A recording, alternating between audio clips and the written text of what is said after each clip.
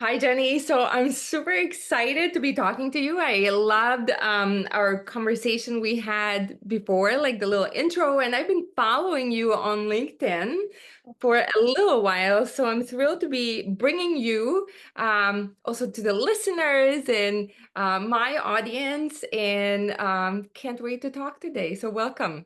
Thank you for having me. I'm super excited. I love when you say that you want people to fall in love with Mondays. I heard you saying it like that is so cool. So I really love what you do. Thank you for having me here.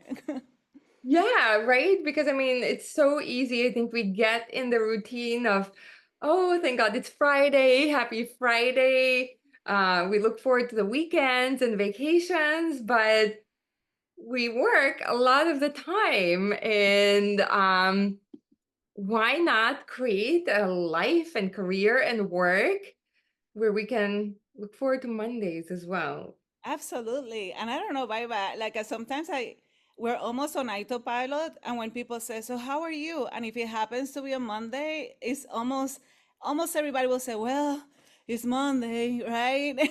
Instead of changing the words that bring more energy and help you, I don't know, look forward to the week with excitement. Totally, totally. That's definitely the energy and the feeling much of the time, or kind of many times when you talk to people. So when I see you and I see your energy and I see you dancing, and even today, and previously when we spoke, you have this beautiful energy. So what would be your advice? Because it can seem so hard. How do we do it? Yeah, absolutely. And I always like to share that when we think about the currency that we have, right? When it comes to investment, it's either time or money, but just as important is energy. And honestly, we need to protect it at all cost. And it's so funny when people ask me, how come you have time to do everything you do? But it's not about time, it's that I am very protective. I say I'm choosy with my yeses. And everything I do, everybody I talk to, I get energy from, right? So that I'm very choosy on the things that I choose to do in the day, things that fill me up, things that I know that I'm gonna add value. For example, in this podcast, having the conversation with you, getting to know you, and any kind of share wisdom that I can have with your audience, that fills my cup. So those are the things that I am always very protective. And the other thing is that I'm a big believer of our having a really good morning routine. And this is something I even coach my clients, and some of them they roll their eyes and say, "Oh, Jenny, I'm so busy, I don't have time for it." But if you don't own your day, somebody else or something else will do. Your calendar, your social media, your responsibilities. So it is a really different feeling whenever it doesn't have to be an hour, it doesn't have to be even half an hour, just a couple of minutes where you're grounding yourself and you're starting with intention. I love that. And with that said, there were three things that came to my mind as you're talking and sharing all these amazing things. What is your intention for this conversation? Oh, my intention is really inspire, empower. Every time I listen to a podcast, I'm always looking for those learning nuggets and getting inspired because many times we only see our own reality, our own size of the world.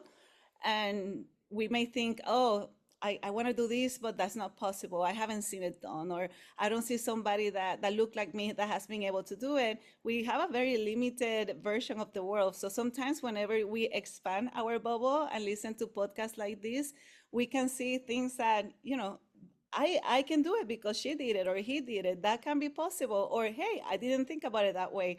So I'm really looking to forward to our conversation and any learning nugget where I can inspire and empower other people. I love that. I will join you in that intention to inspire and also shine the light on you, on your energy and all the wisdom and kind of what you can share to, like you said, I don't know if the transfer of the energy or empower through your energy. Anybody who's exposed, right, to the conversation. So I love that. And then say you said choosy with your yeses. I love Yes. that. I haven't heard it said that way. So, Mike, be choosy with your yeses. What does it mean? Choose it with your yeses. You know, when a lot of people say, "Oh, I need to do this and I should do that," and people expect me to do this, you are not living in alignment and congruency with who you are, right? So, like that's whenever I say somebody else is driving your life. But if you go back and like, I'm in autopilot, I'm gonna be choosy with the yeses for the goals that I have, the things that are helping me get to my goals. And goals is not just professional, goals can be family, right?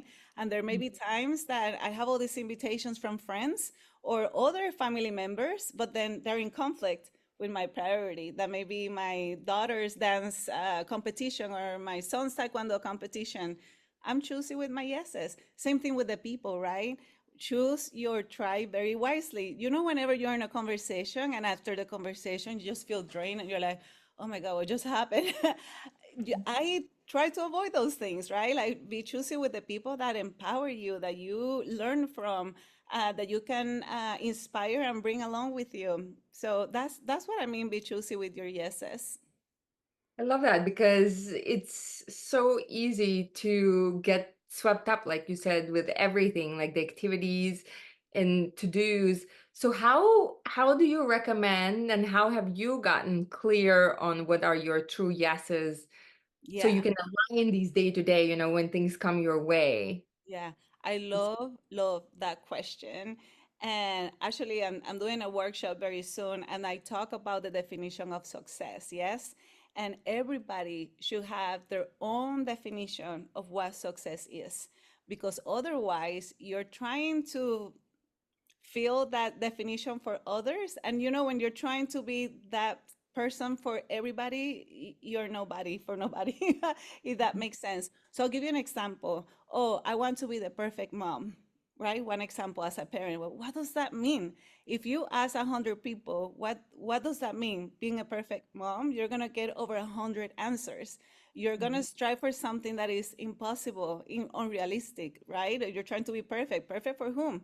But my definition of being a successful mom is to make meaningful memories for my kids. It's not to have my house super clean, sparkling clean every day. Maybe that was my mom's definition, but not mine. Yes. It's not to prepare all these beautiful meals for them every day. That's not my definition, but maybe that's somebody else's definition, and I respect that. So be in alignment with what's your definition, have that goal, and then that's whenever you say, okay, no, yes, maybe later, and then you're choosing with your yeses that are gonna take you towards your goal. It could be a goal like that, very, very big, but it could be something more tactical. So I remember when I was writing my book, Intentional Unicorn, I got invited to do many things and things like this podcast, which usually fill my cup, but I had a deadline. So I have Mm. to be very choosy to say, hey, I would love to, but right now I have a priority of finishing this book by whatever that time was, about 2 years ago. Maybe we can talk in the future for that opportunity if it still exists. So I was very choosy because I had a goal in mind. I love that. So this kind of changes. It can be you kind of need to revisit it. Yes, Because it can, with life comes and goes and priorities yes, change. yes, yeah, And I think like absolutely.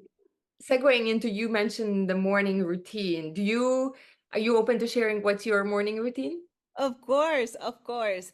And it has grown. Sometimes when I share my morning routine, people are like, that's a lot of time. I didn't start. Like here, but I tell you what it is right now. I wake up and I don't take this. I used to wake up, get my phone, and start looking, scrolling what meetings did I have and what events my kids had today and social media. And after the fact, I had like 20 minutes on my phone doing nothing, just being stressed out. So I don't do this. However, I go into either a prayer or a meditation, okay? And the meditation sometimes in the phone, right? But when I say I don't open the phone, it's not like it's intentional. So I'll have a meditation just to clear my head. Sometimes it's a visualization exercise about how I want my day to go, if I have something important, or about my goals. Honestly, that takes 5 minutes. That's it. And then after that, I have this little gratitude journal that I write down the 7 things that I'm grateful about it. There's no magic about the number 7, but I started with 3 and it was the same thing, bye bye. It was like, health, family, my husband, right? You know, it was my kids, my husband, and it was the same. So when I stretched it to 7, then I started thinking about the little things, right? And I don't have it by me, but I remember it was okay, getting ready for first day of school of my kids, which was today. That was that little thing that I was grateful about. I had a really nice conversation with a potential client. So those little things, right? The day was beautiful yesterday, and I was able to go on a walk. Just the little things that even the little things are the big things in the end, right? So the things that we may take for granted, I gratitude. It just starts your day in a very grateful and positive manner. And then whenever I get ready, I'm listening to a podcast of something that inspires me or something I'm learning about, right? If it's something about business, but maybe sometimes it's just getting empowered and learning from other people's success and things like that. That's how I start my day. I love that. Aw. And you said you also coach others Yes. on the morning practice. So what, like, let's say if somebody wants to create something different, right? They're not looking forward to Mondays right now, but they Yes. want to. It sounds good. What would be the morning practice would you recommend to start connecting? It has to connect with people. Sometimes when I say meditation, people are like, "Ooh, I don't like that." Like, you don't have to do it. Yes, many people they like the prayer piece, and which is beautiful and phenomenal. And there are many tools that you can do that. There's people who just put some like calming music and do a little bit of a stretching routine. That's it. They're just like grounding, right? It's just about grounding. It's not about. I always tell them, "What's the outcome you want?" The outcome you want is to ground yourself and then start on a positive mode so you are the driver of your day. Nobody else is, or the schedule, or nothing else is. That's the outcome. So it really has to be authentic to what that is for you. Mm-hmm. I Sometimes love. it's a cup of coffee, right? And you go outside and drinking your cup of coffee or a cup of tea, and then just being silent. So it really has to be something that speaks to you. Yeah, I think that's funny because I was on Tuesday, I was like in a women's group, like Yes, and I think coffee was like the number one ritual that united everybody, or most people. It's like and that they stick with as far as like something yes, that happens on the daily for the most yes. day. Yeah, So absolutely. So, but it one of has the to be something that fills your cup. Talking about coffee, right? It has to be authentic to you, and for many people, they're like really very different. But it's I just want to change the mindset that it's not one more thing to do. It's not about that. What's the outcome? You want to be grounded and start the day on a positive note, and you're owning it. yeah. Totally. You're saying so many good things. And I'm like, oh my God, I could grab onto this, and that. But one thing I did want to also point out that we're united in this unicorn, in this kind of seeing the magic. And I think bringing in the magic in your day to day. And I would even take it further that it's not only, life is never going to be one-sided, that everything will feel good, that there will be only good things happening, that there will never be challenges.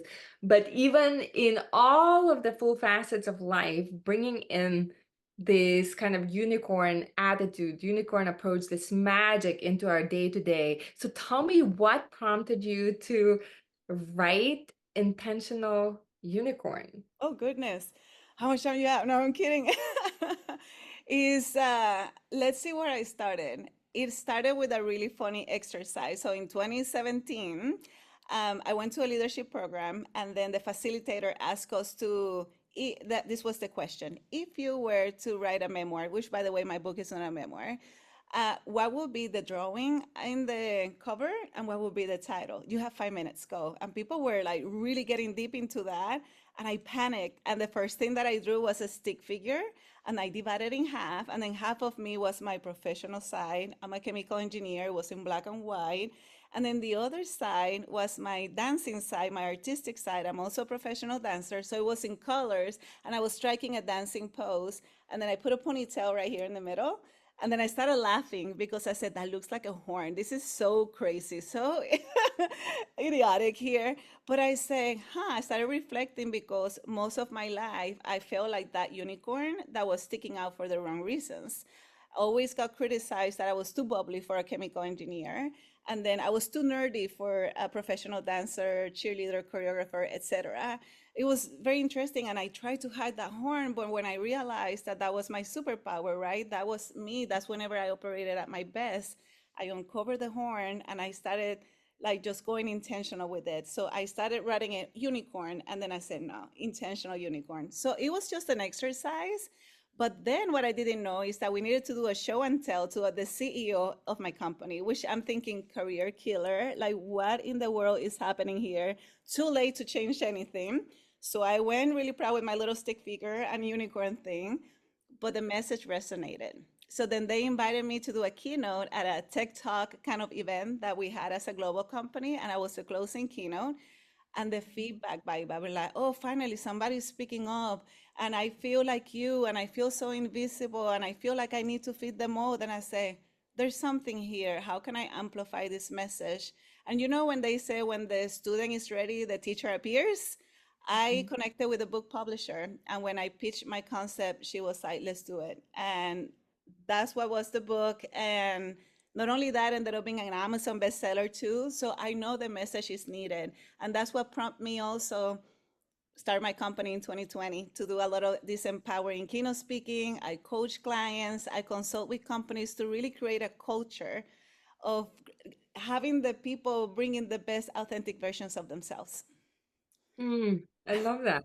Wow. So it's a beautiful story, and maybe we can backtrack even further because you mentioned doing all these things, and um like you said, a lot of people can relate to it, that they have to fit in the box. And oh my God, the synchronicities are just amazing because I was messaging today with somebody who's in an executive position and also has been on a spiritual journey, um and today we were, I saw this reel about this work-life balance, and like where essentially it's, I don't know if you know this, but Sadhguru, he's like a big influencer, I would say leader in India, but it's pretty, known in the world. But he was talking about essentially how if you're looking for work-life balance, there's no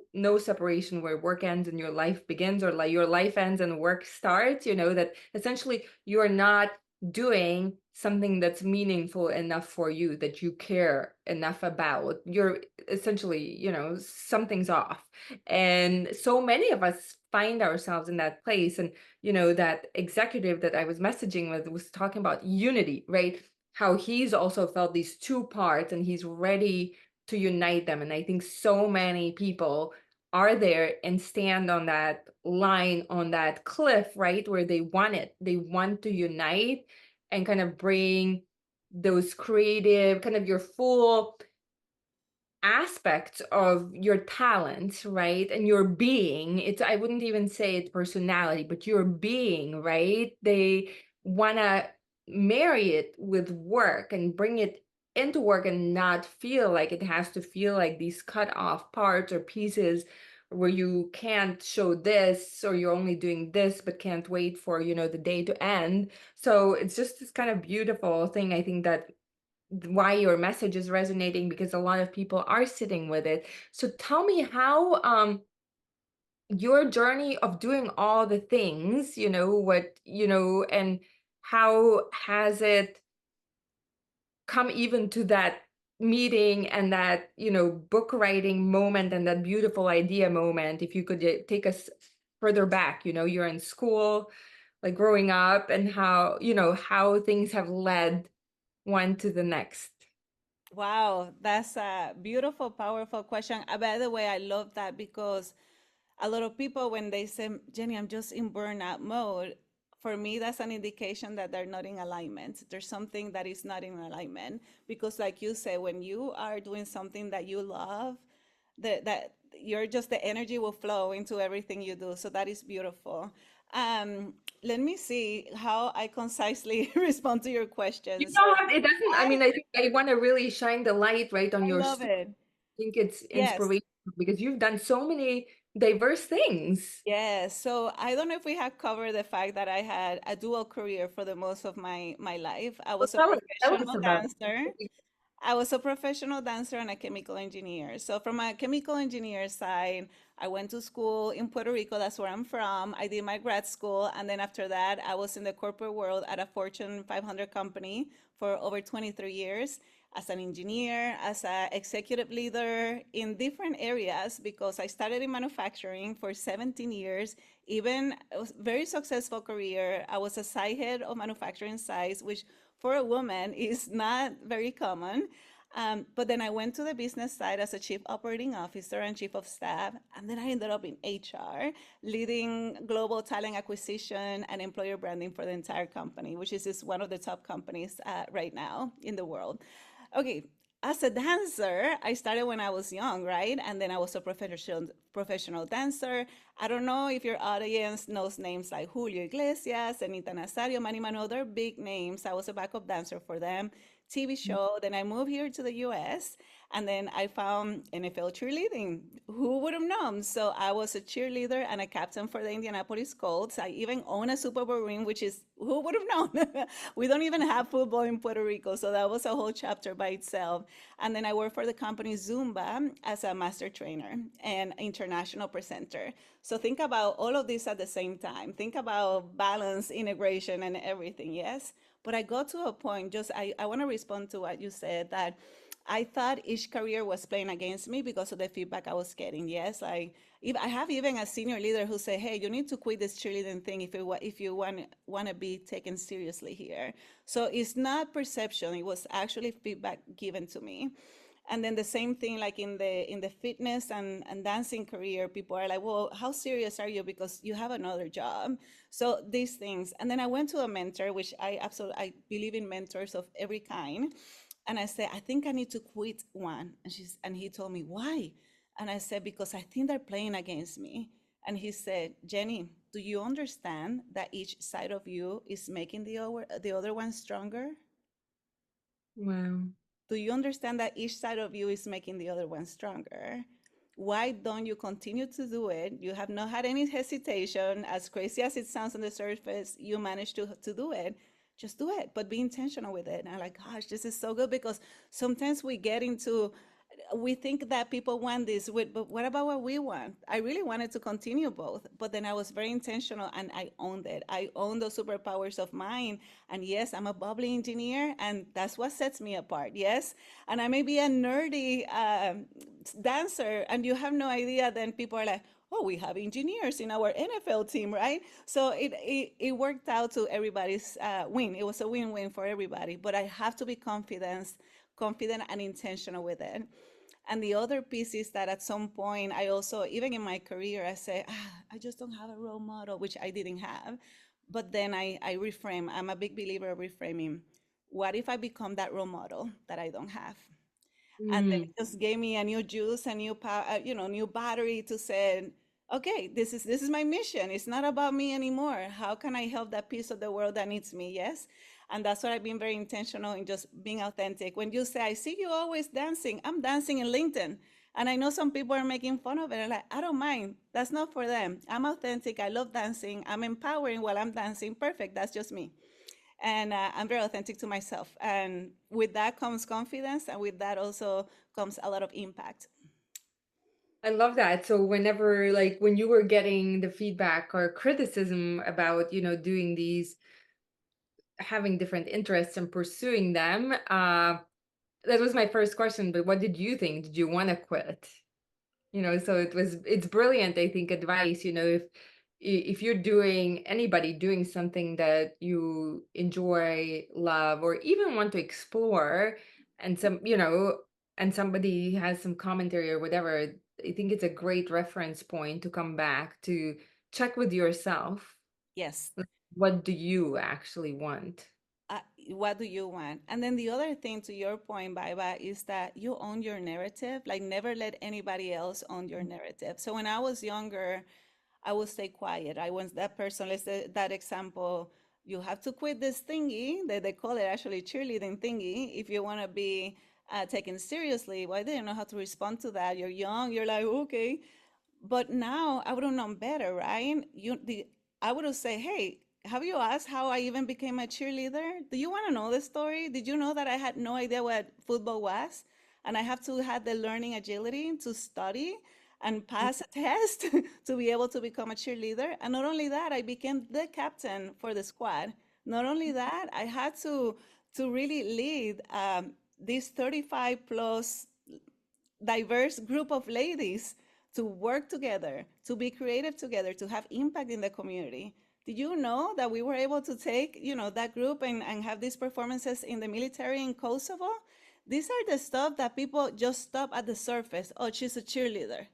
And then automatically put a narrative and their Mm. own story. You have to own it.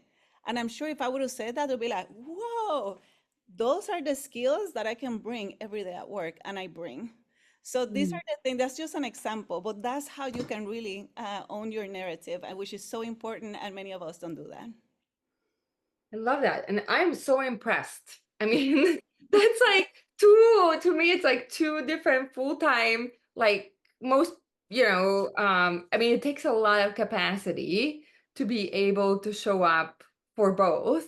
So how did you do it? How, like, did you ever struggle yourself, like outside of like what others were saying, between kind of like which path to choose? Did you ever sit with that question? I, it's so funny because many people have asked me, can your next book be about time management? And I really have to see how I break it in concepts because I'm very intentional in how I spend my time. You don't see me hanging out every Thursday and Friday and Saturday with friends and drinking and all of that. That I don't do that. I'm always doing something with the things that I prioritize for my life. It's the same thing when I was younger. And I make sure that, I collaborated with my other engineer teammates because we were supporting a 24/7 manufacturing site. It was not just 9 to 3, right? But how we coverage whenever I had games, right? And then the same thing, then I will cover whenever they were traveling or things like that. So it's like a win-win for everybody. I never say yes to a job that is going to drain me. As soon as I find something and I say, oh, it's a job, I know that I'm not in the right place. And that Mhm. has been kind of like, I say I live my life in chapters. Maybe it's because I'm an author and I think like that, but I enjoy a chapter until it starts becoming a job. And I don't know why that's usually about, I don't know, in the corporate world it was about 3.5 years. And then in everything else it's about 7. I don't know about 7 was that number that follows me. But about that, I'm like, okay, I think I grew, I learned. Now it's time to do something different. What's gonna be my next chapter? So that's how I don't see anything as a job, and everything energizes me. Everything I do. I love that. So was it kind of your transitions from engineer when you made Yes. the transitions over to leadership and then business, was it, and even talent acquisition, I believe you said, how, like, was it at points, like, how did it happen? How did you navigate? How did you actually intentionally lead it? And was it kind of at the end, did the transitions happen at end of each chapter where you felt, okay, this job is now feeling like a job and I need something new? Very similar. I will say that, so I did two very drastic career changes, right? From manufacturing, then to the business side, and then to HR. Like, whoa, what is going on? If you would have told me I was going to end up in HR, I would have said, bye bye. You lost your mind. I'm an engineer. I'm not an HR, yes. But yes, at some point after 17 years in manufacturing and quality, I did very well. My career was still growing. And I asked myself, I felt like I lost my bubbliness, right? My energy. It was starting to feel like a job, like I was not growing, no, in terms of promotion. It was more like it was just the same. It was repetitive, right? And it was a new manufacturing site, but the same. And then at some point I said, if I retire only doing this, would I be happy?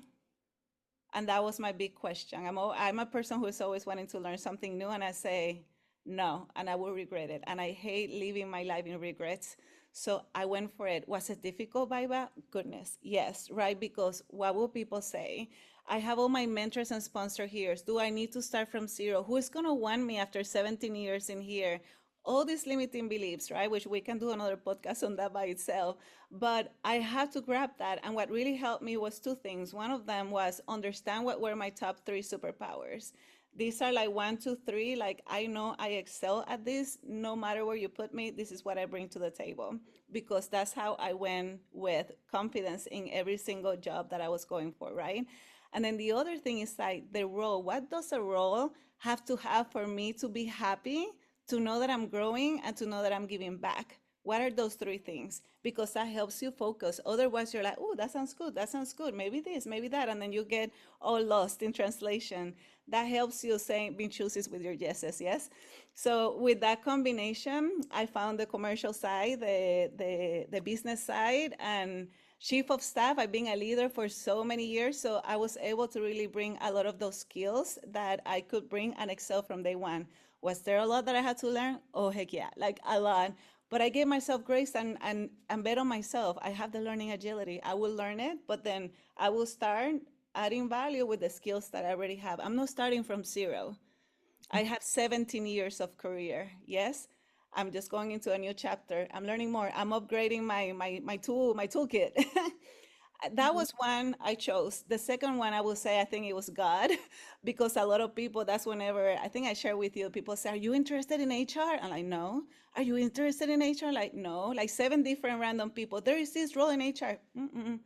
And then I said, God, is there something here? Let me explore it. And when I stopped putting the label of HR and broke it down, what did the role have? It had the three things that for me a job has to have for me to thrive. And I say, let's go for it. And it was my favorite role in my whole career. I love it. Wow. So it was kind of like both you understanding your natural tendencies or kind of the transferable skills, if you Mhm. will. Yeah. And then also sounds like you had some criteria for what you want. Hmm. And then, but also the universe, God, whatever, aligning and opening the doors, kind of, because even when you were talking about the book moment, like this moment in the conference, right, where you had this beautiful process of the drawing and it came out the unicorn, right, and you were put in that spot, and that these are all kind of like the path being lit up for you at the same time Hmm. in the Yes, right moment, which is this beautiful process, beautiful alchemy. it's beautiful. And if people are focused on what their goal is, knowing that this is a whole growing journey, knowing that the how you get there, it has a beautiful shape that you don't even, it's an adventure. I call it a life is an adventure. You think it's gonna go one way, but it's gonna go like that. But if you're clear on what is that, not a role, right? Not Title. I think we not want to know a the title, yes, not a title, because that's not rewarding, right? Like, but what does that role need to be for you to grow and be happy and fulfilled and feel that you're contributing? If you're clear on that, the journey then expands, right? Because what I thought my idea of success back when I was younger was a title, just like you said. But it was Mhm. so limited, right? Because if I don't get it, then what? My career is done. No. But whenever you open it up on the how, then the whole sea open of opportunities. Plus, you can have the title, but you can be feeling pretty dead inside, like you're Yes. going through motions. So, Yes. um, I think with time you realize it, and after years, there are people who are very good at what they do. They have 10 plus years of success, and you're kind of like being promoted and advancing, right? And you make more money, you check the boxes, but then at some point of time, internally, people feel like something is missing, Mhm. but then they don't know quite what to do, where to go, how to pivot. So what would you say if somebody's in that spot, and maybe also drawing on your experience, like how you transitioned from manufacturing over to business? What, how can the person get clear on what it is that they need, kind of those two top things that they're looking for, and the top things that they can transfer, even if it's outside of the function, that they built expertise in. Yes, and the answer can be a little complex, right? I gave the two things, your superpowers and then what the role has to have. But then think about what resources you also are gonna need to get there. It's almost like your own personal challenge. What resources do you have right now? Like, who do you know in your team? At that point, I didn't even know Baiba. That I knew I wanted something different. I had no idea what that was. So I started with a few mentors I had. And it's so funny because once you start saying, hey, I would like a role that has like these three elements, then they're like, oh, have you thought about IT? Have you thought about all these ideas? I'm like, I don't know what I don't know. So I spent a full year, year and a half networking. Because when you say, hey, you need to meet, you must meet Baiba. So then I go and meet with you. And then you said, oh, goodness, you must meet so and so. And then Yeah. that branches, right? But you have to prioritize that just as you're prioritizing your to do list. You don't do it whenever you have time because you and I know that that never happens. You schedule it just like you schedule your daily huddle or your staff meeting or anything like it. And then you start knowing sometimes the grass is not greener on the other side. I know there was a lot of time that they really wanted to move me to IT. And me personally, I just never connected with that area. And but because I knew my North Star, I was able to eloquently say, why not now, right? You never know. But without really closing any doors, if that makes sense. So look at your resources, you get to know. And then if it's a role that you say, gosh, that would be awesome, but I don't have XYZ as an experience, then start brainstorming. Okay, how can you get that experience in the role that you have? Maybe it's outside. You donate your time working with a nonprofit organization and then you get the leadership experience, right? Or whatever that experience, if you need to upskill yourself with certifications or whatever that is, but be clear on what you want and what's the gap and put a game plan on how to go for it. I love that. And how do you say is it because there's a lot of unknowns, right? And it is a process, right? And you get answers along the way. But what would you say? How can people get answers quicker on kind of what are those top transferable skills? Because it can be really daunting and you can think like there's a lot of narrative. Oh my God, you have to take a pay cut, you have to start all over, et cetera, et cetera. Yeah, look for, well, there's two things. I don't, were you asking about what are the transferable skills that you Yeah, bring with yeah. you or the ones that you need to build?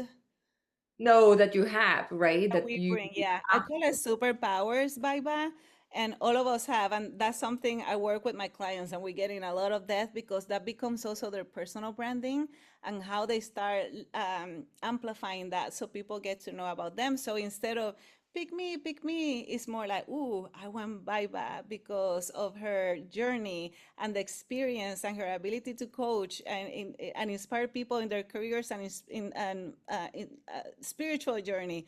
They know who you are, right? So they go after you instead of saying, please pick me. So I call it superpowers. It's not everything that you do well. It's just the top one, two, or three things that you do well. Okay. And there's many ways that you can do that. I can share two very quick here. And is you can ask people about, hey, people that you know, just make a list and text them or email them.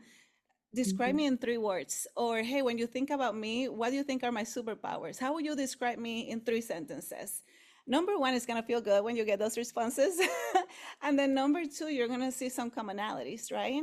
And I Yeah. remember when I did that exercise, the one that came was caring. And I said, oh, that doesn't help me. Like everybody cares. Why is that so different? But I realized that the way I come across as a leader, authentic, inclusive, caring leader, was very different from all of my peers. And then I say, I'm going to go and hone on that. That's me. I don't have to pretend to be somebody else. I'm just going to make it even stronger and more impactful and stand out. The other thing Mhm. you can do also is even look backwards and kind of say, hey, what are the things that people tend to ask me for help or to mentor them with? Or what are the kind of projects that they usually ask me to be part of or to lead? And you start reflecting, start writing an inventory of all those things, and you're going to see commonalities.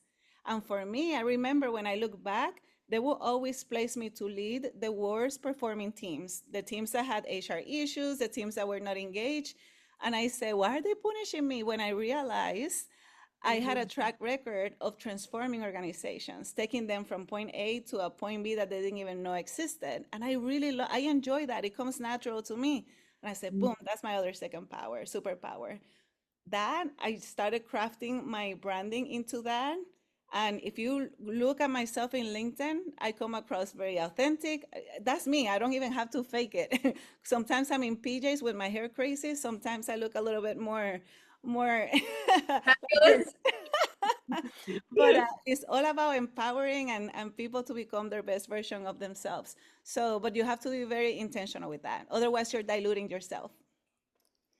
Yeah, I love that because I can see that um and sometimes I think it is the people who care who struggle, especially in leadership positions, because you see modeled like sometimes around you just get it done, get the numbers right, like KPIs, don't be too warm and fuzzy, don't be too emotional, don't be, Mhm. and you can feel, or somebody, a person can feel that you have to stick to the same mold as you see in your mind, you see 70, Yes. 80, 90% people sticking with, but you are saying, so understand your uniqueness and embrace it. Mm-hmm. Absolutely, because it's all about impact, Baiba, right? I remember they told me, don't have too much fun, smile less, be more command and control. Your PowerPoints need more numbers. We don't know if you're technical, even though I had a bachelor's and master's in chemical engineering, high honors and everything. You have to dress like an engineer, all this feedback. But when I was leading and doing town hall meetings and things like that, where were the meetings where the employees were like all tired, not engaged, like here we are again, like they told us to be here, and where the meetings where people were like leaning into it and excited and they were learning something and we were laughing and having fun and then we were empowered and like kicking butt out there. You see the difference, but that was what I brought, right? So it everybody else is like I don't want to call it vanilla referring to any kind of race or gender or anything, but it's just the Yeah. same flavor, right? And all of us bring a different flavor and people connect with that. And as long as you're authentic, people connect with authenticity, not with like a robot, too polished or things that look too rehearsed or fake. Yeah. Yeah, and it's interesting that it can feel scary to break out of that mold because it's like uh that you see or perceive, every many people embodying. Yes. So that is so it actually takes a lot of courage. Did you ever do like the assessment, any of like the strength finders or Myers-Briggs or DISC, Long for time ago, I don't remember. To be honest, I had to go back to the books. So I did the Strength Finders. What was the third one you said? DISC or Myers-Briggs or Yes. Enneagram? Enneagram. Yes, I've done those too, but it's so funny. Like I'm like I chuckle and like haha, but then I got to the point that I know myself very well. Like assessments are a good source of input, right? But I know now myself very well what my strengths are, where are the areas that I continue to improve. And Mhm, so I don't let those assessments put me in a box or define me. I found them very enlightening. mhm, But yeah, but to your point, it can get lonely. And it's so funny when I first started my career, not a lot of females, Latinas, nothing, right? Um, and when I said I'm gonna become that role model I didn't have, for me that gave me purpose. It gave me a why. Even when it was difficult, even when it felt lonely, even when I had to like process some of this feedback that had no impact whatsoever on me or the people I was leading, just take everything as a grain of salt, right? But then, as you're impactful and you do it in a way that you're now growing the possibility for other people, mhm, now 23 years later, and I will walk around in my company and see more females and more Latinos out there, being themselves. That's what you can do. That's the power you can have. mhm, So yes, being first is difficult. It takes courage, but it's very rewarding. And I'm not saying I did it all, but I mhm. know I was very intentional and I was a big portion of that movement along other people who were just as courageous as me. I love that. What would you say is your purpose and your why now? My kids. I really don't want them to go through what I had to go through. And it's one of the reasons why, even though I love what I did in corporate job, About a month ago, I decided to go fully on my mission about empowering people to be their most authentic self, to create more role models there, and then also help companies, right, to be also be more inclusive and understand that there's not just one way to be successful. There are different ways, and I'm doing that one person at a time, one company at a time. But that's my mission. I know that, sometimes we say, oh, I had this struggle, but honestly, I'm really happy about the struggles I had looking backwards because they took me here, and I'm placed here for that's my mission. I love that. So, what would you say if somebody's sitting in a corporate job? Like, can you walk us through a little bit of your thought process, how you got like, to the decision that yes, it's the right thing to do, that to leave corporate America and go on your own?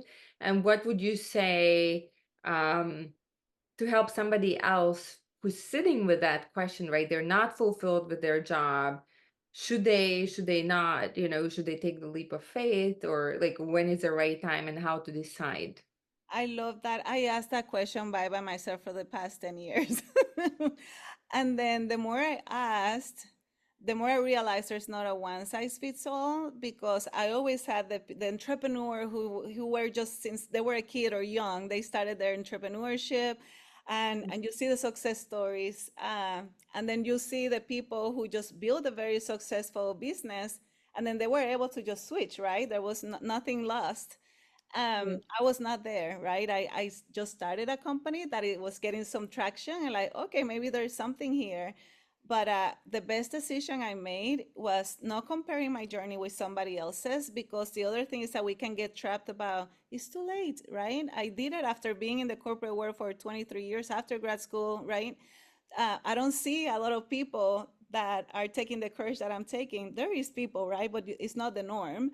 Um, but again, I'm like, what if I become the role model for the next generation of people who want to do the same? So the best thing I did is not intuitive, was investing on myself and on my mindset. Because success in life, 20% is the strategies that we learn. We learn to school, like do one, two, three, four, five. But mindset is what makes it happen. Otherwise, mindset is going to instill fear, imposter syndrome, whatever you want to call it, right? Doubt. There's too much at stake. It's too late. This is not for me. For some people, it's not it. But for some people, they really want to do it. So you have to then understand what is your why. And it's so funny going to my kids. My kids was the main reason why I doubted about making the decision so soon, because they are teenagers and they like dancing and taekwondo. And what if I let them down? My mindset was like, what if it doesn't work? I was Yeah. like, what if it doesn't work, doesn't work, doesn't work? When I reframe it to like, what if it works? What if they, now that they're teenagers, they see their mom making this courageous decision and making it happen? What if now I can actually earn more to impact more people, to be able to even contribute more, to even travel to more places with my kids and have these amazing memories? What if it works? So honestly, investing on my mindset for the past 7 years has been the best thing that I have done, and upskilling. So I was spending a lot of my money and my time on doing business classes, leadership classes, not waiting for the company to pay for it. I was investing on myself. And what I thought, I thought I was going to do this jump when I was in retirement age. I actually was able to accelerate it, and I'm betting on myself. And it's not black and white. I'm not saying that everything is perfect, but I have a deep why, and I have the determination and the community, and I know I'm gonna make it happen. I love it because to your point, it's like when you have teenage, I've heard this used the other way when you have kids, right? That then you have to stay in the safe job, right? That provide, like, Yes. so you save for college, you have the predictability of the income, et cetera, et cetera. So I love that. And it kind of ties into what you were talking about, reframing, Mm-hmm. elevating the perspective, and we can look at the same situation from different lenses. Exactly. Exactly. And what's gonna empower you to take action?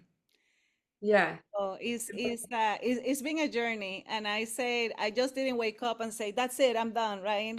I've been preparing for this for a long time in terms of the investing on skills, on mindset, on understanding my why, on surrounding myself with other mind-like people that I can learn from, or at least they, when you have somebody who believes in you, even though sometimes you doubt yourself, you need Yeah. those people in your life, right? So understanding I was in the right community, and then my husband and I also working together. Okay, what's the plan? And this is the time frame, and these are the numbers, and all of that.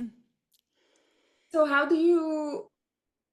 what do you do when doubts come up or when fear comes up for you? Oof. Going back, I mean, it's like one of the things is that it's always going to happen. It doesn't matter how much you train yourself on, like, think positive. It's not about that. You have to work on it, yes. But when it happens, instead of saying, oh, I should have known better, no, just actually celebrate it, acknowledge, because you know how many times people don't even acknowledge that that's happening. So when fear creeps in, and it depends on what happens. If I'm getting to the point that I'm getting anxious and I'm sweating and my heartbeat, right? Because then I know I need to take time to just calm myself. I go for a walk, I go on a meditation, I paint, anything that just I don't need to think right now. I need to go and ground myself, right? So something that is filling my cup. And then I go back and then I say, okay, why am I feeling this fear? What is triggering it? And then let's start to work on a plan, right? Is this really true? Because sometimes we exaggerate, right? It's something went wrong. I'm like, oh, I should have known better. I always do that. This business is not gonna work. Da, da, da, da. I'm gonna end up in homeless. You start extrapolating that, but then you Yeah. caught it, right? Like, what's the trigger? Is this something that is true or not? Most Mhm. times it's just a story. I'm just like making stuff up. If it's Mhm. something that is a true, right, then what can I do about it? Mhm. What can I control? What can I do about it? If I cannot control it, why am I worrying about it? Focus on what aspects of this fear I can control and take action. If Mhm. it's an action, if it's that I need to chat with somebody, right, with a mentor or a coach or somebody, if I need to learn something new, whatever that is, but then focus on that action moving forward. Mhm. And don't lose track of what's ultimately my goal and why am I doing that. And when I go back to that, I can Mhm. breathe. Yeah. You feel your heart swells up, right? You like get regrounded, as you Yes. said, and inspire, grounded in something more inspiring than the fear and something Yes. bigger. And so you were doing dancing and cheerleading, right? Amidst having a demanding career. So you strike me as somebody like that probably could have built the business because you hear these stories, like you said, like I built the business along, Saturdays, Sundays, evenings, Yes. while having the full-time job. Yes. What was the thinking or what made you say, no, I have to do this, like, I guess intentionally and in a focused way that Yeah. not along having like a career? So I did it for 4 years, both career and business. So I did both. So in 2020, everybody had their big aha moments. I had mine. And I said, I got to a point that as a dancer and fitness leader, I grew. I did what I needed to do. I don't know if I wanted a next chapter after that. What is my next chapter? And that's when all of this started happening, the book. And I say, okay, I need to stop that side of me. Not stop completely. I still take dance classes. I still teach dance fitness, yes, but I'm not doing these big jobs that I was doing before as a dancer, as a fitness instructor. So then I needed to free time to then do what you were saying, like work on my business always on the evenings or Saturday and Sundays. I did that for 4 years. But it got to the point, Baiba, that I could not scale more because I only could do, for example, speaking engagements, taking vacation time. Yes, there's so much vacation we have in the corporate world. Clients, the same thing. If I want to give the best of my clients and be available for them, I could only do a few because I only had the evenings and Saturday and Sundays. And I told my husband, now my focus is very diverted, right? And in my career, even though I like what I do, it was very similar to what I said before. What's after that role? I couldn't see any other role that will fill my cup as much as that role that I did for 3.5 years, the last one. And I said, Mhm. maybe the next rotation is full of my business. So everything kind of coincided and aligned in terms of timing. And I said, if I can just focus on the business, then I can scale up. And then that was another reason. So like time got really thin, and then in my career, I didn't know what other job I would enjoy as much as I did on that one. So I said, I'm gonna go full in on my business. Mm, I love that. Well, thank you for walking us through it. So, Jenny, tell us, how can people find you, follow you, keep staying connected with your beautiful energy?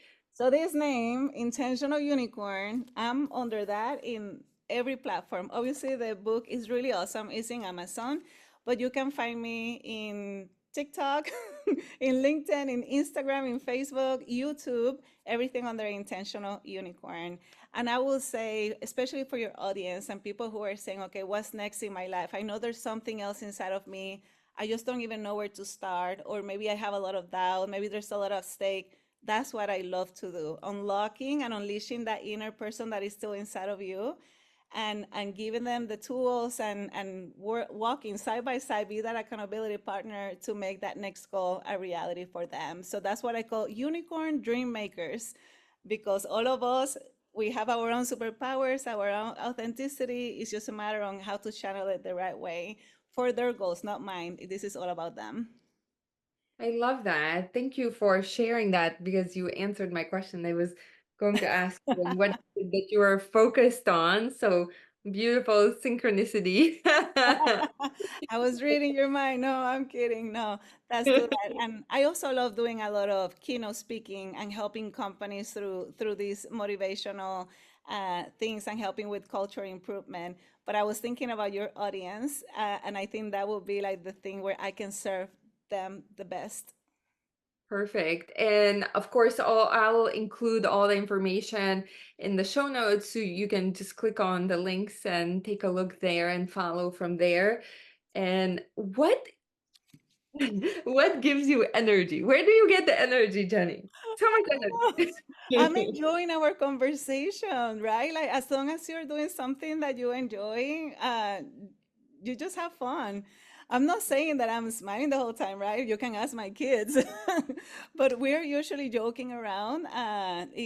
But why life is serious as it is, so why not really sprinkle laughs and joy, and why not? Love it. I love it. And even like before that, I was thinking, and I think a lot of people will ask, the dancing and the careers, right? It takes a lot of energy. Like that's special. Unless you love dancing, and instead of taking energy, it's actually giving you energy. Like if I work out, I'm like, yeah, I'm ready to tackle the day. My Mm, husband can be working out and he'll be like, oh, I'm drained. I don't know if I can do so. It has to be authentic with something that gives you joy, that fills your cup in an authentic way. love that. So it comes back to knowing yourself, right? Mhm. And building it in a way that works for you, because for somebody else it might be draining, right? And Yes. undoable, but building your own, like understand the unicorn that you are. There you go. There you go. Be intentional. Intentional unicorn. I love it. We all are unicorns. So what is the book about? Like, can you just as we end, can you tell us?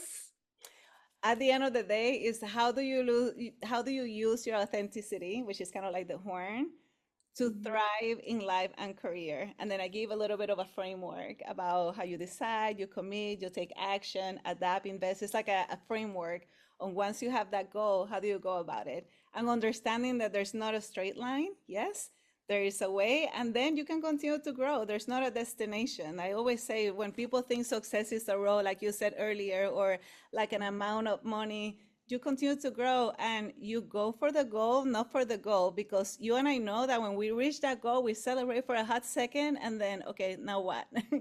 But you Yeah. do it because of the person you become when you achieve the goal. Mhm. That's the secret, that's the journey. You want to continue to upgrade yourself. And I hope you caught that, because that's where the magic lies. And thank you for sharing your magic with us. And I just want to remind everybody that you have your own magic inside of you.